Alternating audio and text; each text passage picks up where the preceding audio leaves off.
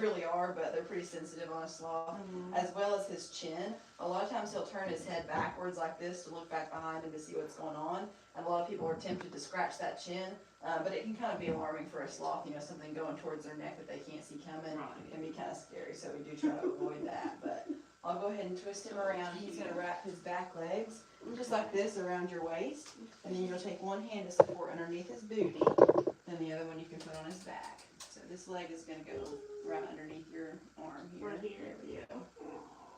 Oh my God. We'll have to see if he starts to be interested in your earrings or not. May have to kind of set him down a little bit lower in your lap if he starts looking at those. Can I touch him too or not? No. Not to be sleepy. Yeah.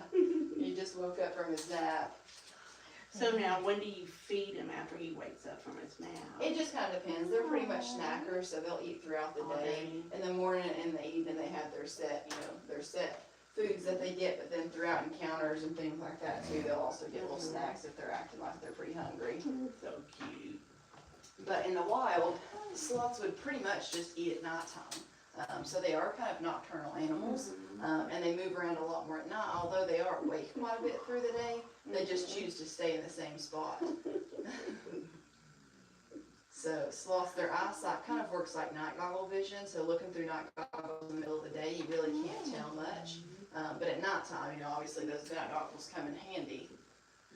And so that's when they'll move around a lot more. When all the other animals like jaguars and eagles and things like that are sleeping, is when they'll be out moving around. Oh my goodness. Now, is this the youngest one? Because I know y'all have Not a baby. the youngest, yeah, so he used to be our baby, but he is a year old now, and so now our newest baby, Chloe, is 4 months That's old. right. I couldn't remember. I watch the live every day. Mhm. So, hi. Hi, precious. Hi. Look at him down there. And so you can see those tiny little pinpoint pupils right now. In the daytime, they stay like that, but at night, they'll actually dilate quite a bit, and you'll see more black in their eye than you will color. And that allows for a lot more light to come in and makes them be able to see better. But they have a condition in their eyes that's called rod monochromacy, and that means that they only have rod cells in their eyes and no cone cells. So we have both, unless you're colorblind, because the cone cells are what allows you to see color. Unless you're colorblind, then you lack a certain amount of those. But since sloths don't have any cone cells, they are completely colorblind. And what they do see, it's not just in black and white, it's basically just blobs and shapes that they see. So he hears me talking, and sometimes he'll look back at me, but just looking at me, he can't tell who I am. Like if me and another person of similar size were standing next to me, he would not be able to tell where the voice is coming from. So they can't see, facial features or anything like that. They really can only recognize us through our voices and through our sense of smell. I was going to say, can't they do it with the smell? Yeah. So are you pretty much his handler then? Yes. So does he cuddle up to you more than he does a stranger, or is there any difference? He cuddles up as pretty much the same on me as he would on somebody else. It's just more so, like I'm the familiar voice, and so that's what he understands the most. And sometimes if he's kind of uncomfortable, like they feed off of people's energy, and so if we're being really quick and really hyper and talking loud, he feeds off of that, and so he starts to get kind of overwhelmed and will look back at me kind of for comfort, seeing, is it about time to go back to mom now? Because he knows that, that I come in steady with the way that they're just hidden back behind just a little bit of hair on both sides of their heads, He's going to sleep. I know, did you get woken up? Did you get woken up? Yes, you did. Well, I actually petted one a couple of years ago. It's an interactive aquarium in Houston. I mean, and it was not soft. I mean, I don't know if they didn't take it. Well, hello. If they didn't take care of it as well as they should have, but I mean, its hair was very, very coarse. Yeah. It depends on, was it a three-toed sloth in Houston? Was it the one, did it have a band there? I think it was two. Okay. I think it was a two-toed. Is this 3 or 2? He's a two-toed, yeah. So it makes more sense to call them two-fingered and three-fingered sloths, because on the front, that's where they differ. So Dash is a two-toed sloth, but he has 2 on the front and actually has 3 on the back. So it's the front feet where you have to really look to be able to distinguish if it's a two-toed or three-toed. sloths will have 3 on the back, of course, and 3 on the front. So all sloths, regardless at the top, will have 3 on the back. It's going to sleep. And some of the softness, I mean, it'll depend on age. On You the know, when they're age. younger, they're a lot more Oh, soft I'm than they are. sorry, did I move you? I'm so sorry. I'm so sorry. I'm so sorry. Yeah, I'm so sorry. Oh my goodness. It's so pretty. We woke you up early. We woke you up out of your nap. Look at that. I mean, it is just so fun. It just does not, he just does not want to wake up. And those yawns, the yawn of a sloth, I always tell people too, it's like the cutest / scariest thing. I'm sorry. Because you wouldn't think that they would have all those razor sharp teeth back there in their mouths, but they do, and they are really sharp. And they are self-sharpening systems too, so every time they close their mouth, their teeth will grind up against each other to keep it pointed, yeah. So you don't stick your finger in the mouth. Yes, and we always tell people, if you are bitten by a sloth, you have done something completely wrong, because Wow. they don't move very fast. You're gonna have to basically either stick your finger in their mouth or leave your hand right there when they're going to open their mouth towards you. And so they do have really poor eyesight, and they can't distinguish the difference between a sweet potato and your finger. And so when we're feeding them and things, you always have to, you just hold on to the end of it, you give them the very end, and then you let go. You don't stick the whole thing back down into their mouths.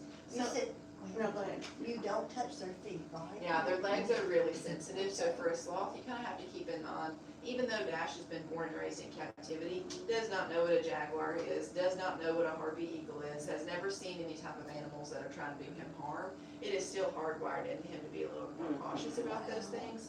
And sensation, like touching on the arms, grabbing on the arms, the cat scritches, can kind of trigger something in his brain to think something's trying to get me. Because for a sloth, they're going to be on the underside of the branch, and a jaguar coming out on that branch is going to be on the top side. The first thing they're going to grab onto is a leg, and so for that reason, that's really sensitive for the sloths, as well as the belly area. Sometimes they'll lean back and they'll be exploratory and start looking around, but they do not like their bellies to be touched. And if you do touch their belly, they come up pretty quickly and they don't lean back again, because it's really, it can be startling for them. And that's what Dash, she pretty much just, stays right there up against you the whole time, but Zoe, she's much more exploratory. And sometimes if she's got, good amount of snuggles in, then she kind of wakes up and she's more explorative. She'll lean backwards, and it's not that she's trying to get away from me, it's just because she's out here in an environment that she's not in all the time. And she likes to explore, especially if somebody's sitting in that seat holding her, and they're next to those little hooks that are on the wall. She'll grab onto the hooks, or grab on up there and do a little pull up, or try to twist onto the doorknob and just be explorative. And while they're doing that, if somebody is like, oh, maybe she wants and tries to touch her belly, I always try, that's usually something that I'll say ahead of time. It's like, if she gets exploratory and starts leaning around, I know it looks really inviting to touch that belly, but they're kind of like a cat. Some cats, they'll just eat you up if they, you go to touch their belly. Zoe's a lot more gentle about it. I mean, she'll let you know she doesn't like it, but it's not like she goes to eat you up. Look up at me.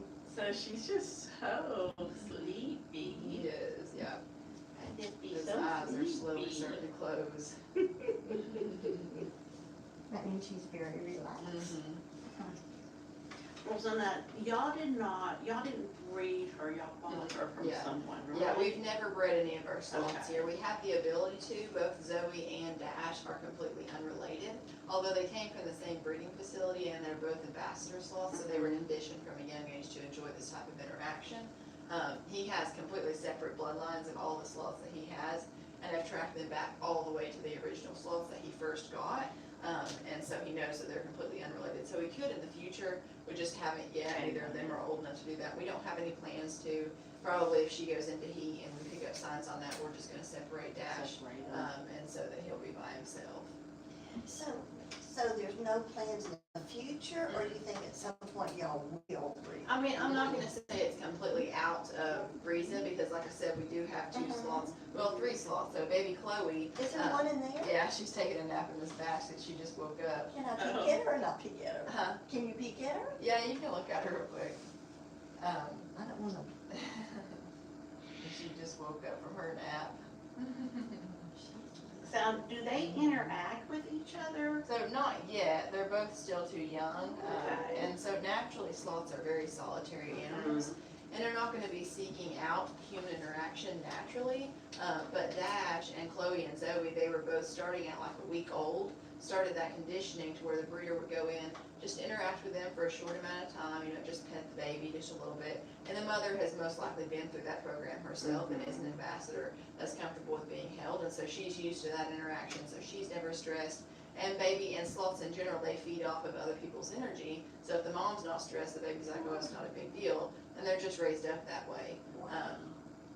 But, so they're comfortable being around people, but naturally, sloths are not gonna just be seeking out human interaction. Yeah. Nor are you gonna see two sloths even in the same tree in the wild. Yeah, that's They're- what I was they gonna don't- ask. They don't so pack they don't- together like okay. that. For other animals, there'll be like a name for a group of animals, like a herd or a flock. There is no name for a group of sloths because they don't exist. You never really see any of them together like that. So what country are they most prevalent in? Central and South America. Okay.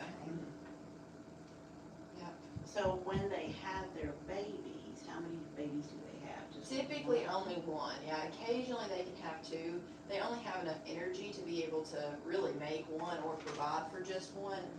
And so if they do have twins, most of the time one is a lot smaller Yeah. than the other and they'll eventually just fall off. And the mother only has the means to raise one, and so that's what she'll do, yeah. So do they usually breed and have like one a year or something? Usually about one every 2 years. Every 2 years? Yeah. Because it takes them a year to raise it, Yeah. basically? Well, the gestation of a sloth is about 11 months, 11 to 12 months, yeah.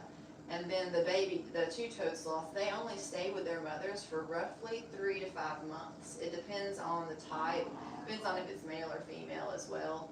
Some of that plays a role into it, and all sloths will vary just a little bit of how long they'll keep their babies nursing wise.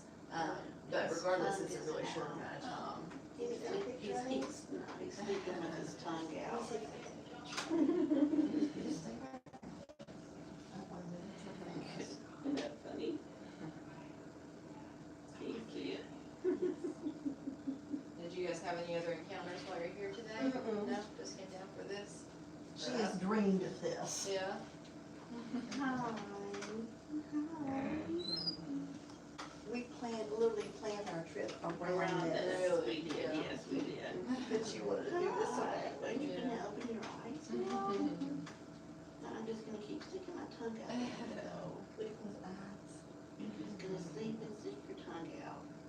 It's like I watch you every day, pretty much every day. Aw, Thank you. Yeah. So you're very familiar with that face, I huh? am. Certainly am. It's kind of like, so you really are a real person. It's just so precious. What else are you guys doing on your trip while you're here? Well, this is our last, yeah, we yeah. went to Gatlinburg, and then last night we lived in Gatlinburg for 3-4 nights, and last night we were in Helen, and then Yeah. we were gonna stay here tonight and then start home in a couple of days, but they just decided we're gonna start home today. Okay, Time to go home. yeah. I'm just gonna take him with me. I'm gonna put him underneath. Do and people take him have with them me. as pets? So it's not usual that people Oh, have that's just a lovely. sloth and then no other exotic animals like that.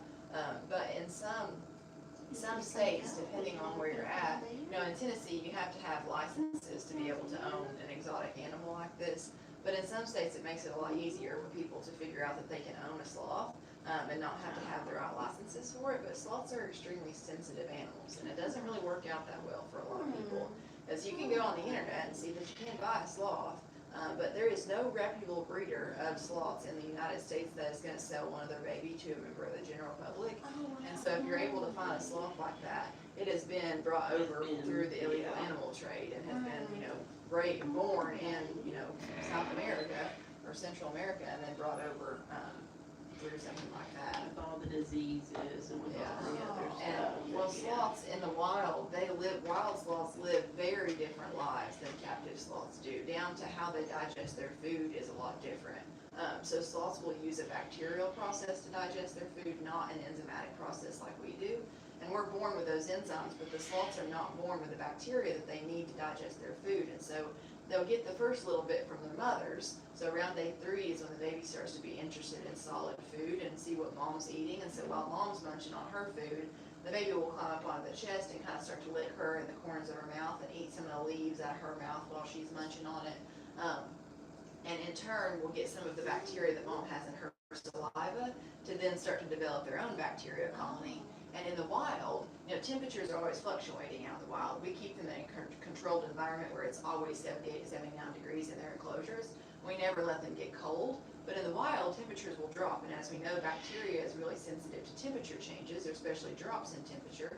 So if the temperature drops outside, the sloth's temperature will as well, because they cannot maintain their own body temperature. And if that happens, that bacteria in the sloth's gut can be completely wiped out.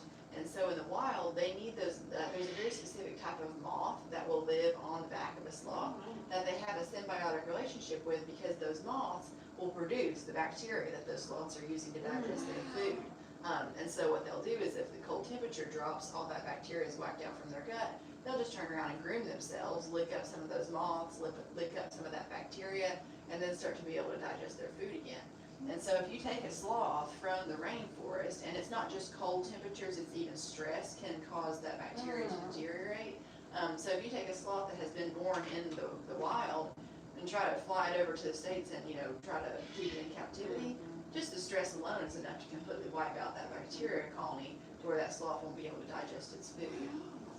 That is a God thing. It really I mean, is. that is amazing. That, as well as, I said it's a symbiotic relationship with those moths, and so the sloths need the moths, and the moths need the sloths in order to survive. And if one didn't have the other, we wouldn't have the other around anymore. And so once a week, when the sloths will go to the bathroom, because it does only happen once a week, they'll go all the way down to the floor to go to the bathroom. And that's for a very specific reason, and no other. Scientists have tried to speculate other reasons for it. Well, maybe they're just creatures of habit, or maybe they're trying to fertilize their own tree. But the biggest reason, what makes sense the most, is because of those moths. They need somewhere to repopulate, and that's in the waste product of the sloth. She's pulling that towel in on herself to cover herself up. So the moths are on the ground then? The moths are on their backs, but they need somewhere to repopulate, and they can't fly like other moths can. They need direct contact with the surface that they're trying to get to. So what they'll do is this: when a sloth goes down to use the bathroom, they kind of wiggle their little booties back and forth as they're going, and that signifies those moths to crawl down off of the sloth, lay their eggs in the dung pile, and then crawl back up before they lose their ride back to the canopy of the rainforest. And then a week later, when the sloth gets the urge to go to the bathroom again, they go back to that same pile every single time. Even if they're in a couple trees over, they'll go back to that same tree to go to the bathroom, because in that pile are last week's eggs that were laid, and now they're this week's larva, and this week's larva will be next week's moths. And so the cycle just goes around and around, so that the sloth always has those moths on their backs. Incredible, And after all of that, with how intricate and how sensitive and how well designed, key word, that it is, there are still people that say that we just came from nothing, and that sloths just came from, a little worm or something. I mean, People are just stupid. yeah. I mean, common sense really is what kicks in a lot of times, and it's just like, it's kind of like, I mean, I don't see how people can see it any other way. They try to beat around the bush and go around all these other ways to get back to, there's not a creator. It's like, if you just go just the path that makes sense, it's like, that's where it points towards. So how do y'all, if y'all don't have the moths on their back, how do y'all That's keep a the good question. bacteria in their That's a good stomach? question. So like I said, they get the first little bacteria from their mothers, from their mouths. And then, since we keep them in a controlled environment, like I said, where it's always 78 to 79 degrees, they never get cold. Therefore, that bacteria So is it always stays in in their there gut. from their But mother. to own a sloth is really, really sensitive and really important that you stay on top of your game all the time, because if the power went out in the winter, or if we left a door cracked or something, and the temperature dropped in your enclosure, that could completely wipe out all of the bacteria in their gut, and they don't make any form of a synthetic bacteria like that to give to them. And so it's really important that, you stay on top of that, because it's not really like a learning curve. If you do it wrong once, it's pretty detrimental. And even if you're able to get some of that bacteria reestablished by doing, probiotics and different types of things like that you can try to do, they most of the time will have a hard time the rest of their lives with digesting their food. Yeah. So what do you guys feed them? So in the wild, they'd be eating about 95% leaf material, and they stay in the sarcopia trees, and those trees don't grow in North America. So we have to, kind of get around meeting all of their nutritional requirements while still trying to mimic as much as we can with what their natural diet would be. So we do about 75% leaf material. Now it's a different type of leaf. We do like spinach and kale and romaine lettuce and greens like that. But then we also supplement with veggies, so like squash and zucchini and sweet potato, corn and carrots and stuff like that. And then they also need their fiber requirements, and so they get a really high fiber biscuit, low starch. And it's actually marketed towards monkeys, but all of the nutrients that are in it are exactly what the sloth needs for that protein part, or the fiber part. And then they also need protein. And so 2 hard-boiled eggs a week is all the protein that a sloth needs. Oh, wow. 1 hard-boiled egg has 16 grams of protein in it, so not a whole lot. Wow. So how often do you feed them the leaves? Every day? Every day, So yeah. they eat every day? They do. They eat about 10% of their body weight every day. Wow. Yeah. How adorable. You guys want to switch out now? So No, that no, we- no, okay. no, I want You you, can- I want you older. I'm Kinda getting more Lost enjoyment. track of time with what No, what's that is happening. fine. Wait, why do you need to No, hold I'm it? gonna take that away from you for nothing. Well, that's even more, I can even just slip you under my pocket and go Well, you're a good home. picture taker, so I'm sure you'll have a lot of pictures. I will get that to me. Get that I little know, that tiny is so boy. precious. So cute out. That is so precious. She's so pretty. She has dreamed just about doing this, haven't you? I have, this has been, I wanted to do this forever. So how many sloths did they have at the Houston Zoo? It's not Or that, aquarium. yeah, it's an interactive aquarium. Oh. I think they just had the one. And it was older, and, Nothing as cuddly as this. well, you couldn't hold it, you could okay. just pet it, Yeah. and I could feed it, and, yeah. And that's how most of the sloths are raised. Even if they're born and raised in captivity, it's much more of a hands-off approach. And so it takes, Dash, Zoe, and Chloe are both at least 6 generations removed from the rainforest. And so they're very much more, I wouldn't say domesticated, because they are still have that wild, it would be like if you were to take a wolf or something and breed it, 6 generations, be a lot more friendly, still gonna have that kind of wild instinct to it.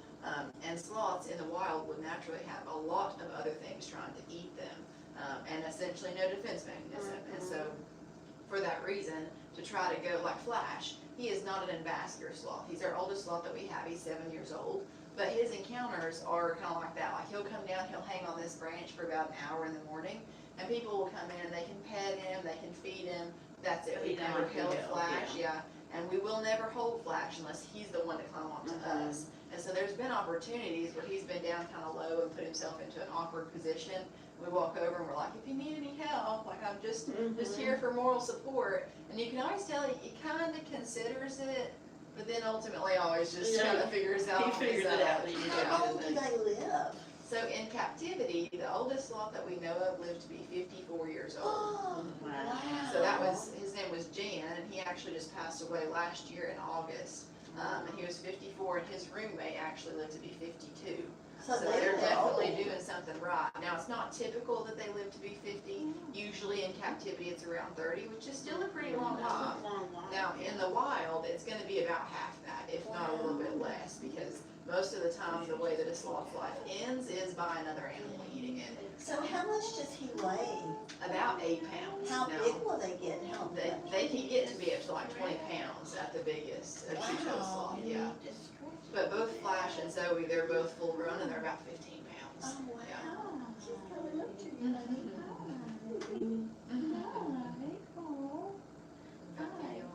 Is there anything in there? Is there anything there you want? I don't think so. I don't think so.